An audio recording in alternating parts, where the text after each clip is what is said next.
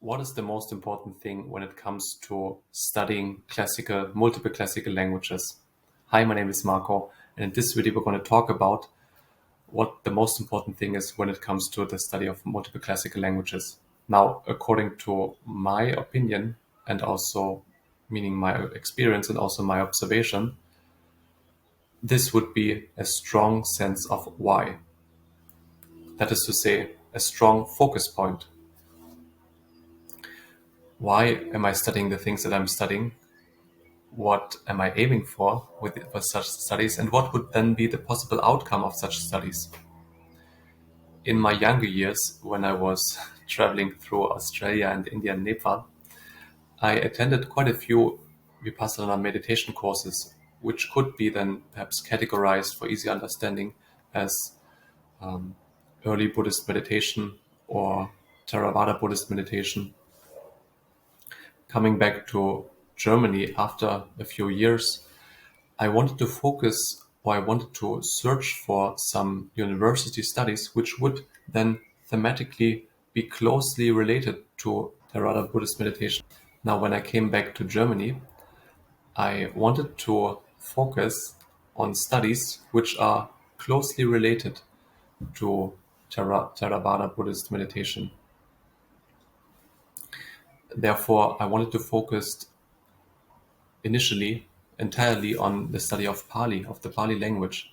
Pali is a Middle Indo-Aryan language closely related to Sanskrit, and in which the Theravada Buddhist canon has been written down, as well as then handed over from century to century. It was not entirely possible to only focus on Pali studies, so I decided to study classical Indology with the with my main language being Sanskrit, again very closely related to Pali. As a second language, my teacher then advised me to study classical Tibetan, and afterwards as well as in my minor, I studied classical Chinese as well as modern Chinese, always with Pali on the side. So altogether, in my studies overall, I had 4 classical languages and 1 modern language to study.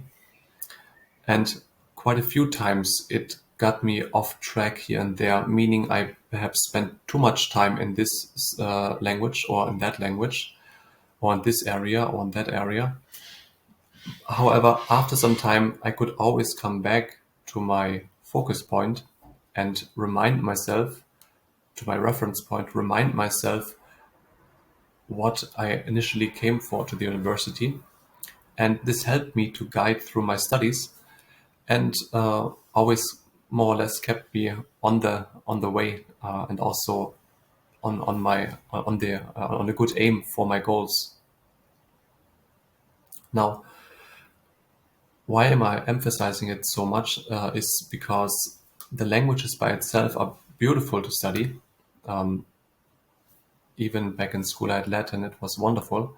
However, when I just focus on the study of language in and of itself, it might not, it might wear myself out after a very short time, because the language by itself, even though very beautiful, it's just a receptacle basically. It carries the knowledge which is written in these old scriptures, be it philosophical treatises, be it poetry, be it religious texts, etc. Now, in this case, these languages, they would resemble tools which I use in order to gain to the content of the individual culture. So picture this as a metaphor. I oftentimes felt like a builder who needs to build a house, and at some stage he needs to like pull wires through the wall and set up the electric, but without needing entirely to become an electrician. Sometimes I needed to tile the floor, perhaps the bathroom and the kitchen, but without needing to become a professional tiler. At some stage I needed to put the roof on top, without needing to become like a professional roof tiler. Always with the aim bringing the house like together, building the house. In this sense, also when I was studying all these different languages, then I that it's almost impossible to be an expert in every language, and one also doesn't need to be. It can carry one away, and it can also frustrate one to a certain extent, because there always will be other people which will be much more advanced in this particular language than myself. But my aim was not to become a specialist in one particular language, but to have an overview of multiple languages, or to have like a certain amount of knowledge of in each individual language, which served my purpose, my main purpose, to focus in my bachelor on classical Indology, with then the aim of in my master international Buddhist studies, in order to focus more and more on this Theravada Buddhist meditation or Theravada Buddhist topics.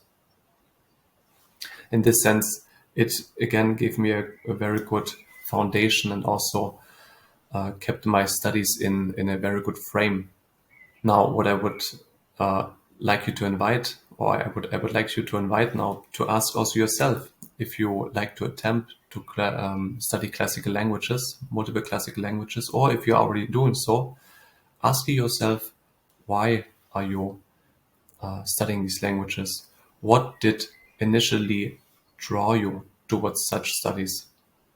What are you aiming for with such studies? And also, what would be then the ideal outcome of such studies? What are you wishing for? What are your aspirations?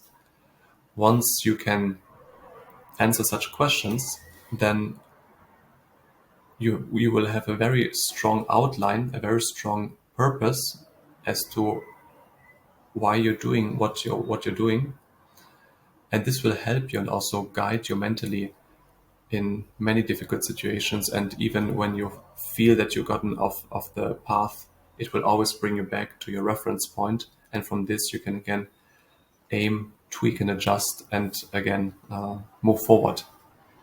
Now, if you are interested in the topic of how to study multiple classical languages, or if you even are studying multiple classical languages, then hit the like button and with the notification bell, so that you stay tuned for further videos on this topic. Moreover, if you have any comments or questions, share them down below in the comments. And also, if you have any requests or questions concerning future videos, again, put them down in the comments, and I will see what I can do for you. Bye for now.